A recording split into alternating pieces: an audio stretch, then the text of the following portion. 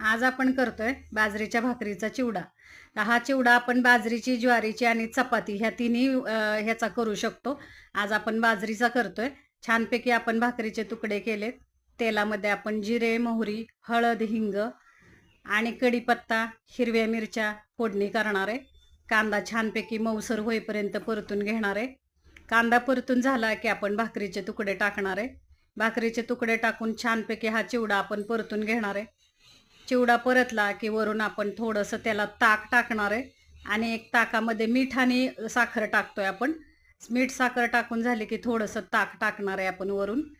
ताक टाकलं की एक 5 मिनिटासाठी झाकण ठेवणार आहे आणि हा चिवडा मुरून देणार आहे छानपैकी. मऊसर झालेला आहे चिवडा आपला. आता हा चिवडा आपण प्लेटमध्ये काढून घेतोय. कोथिंबीर टाकली. प्लेटमध्ये काढून आपण ताक टाकणार आहे आणि ताकासोबत हा चिवडा आपण खाणार आहे. धन्यवाद मंडळी.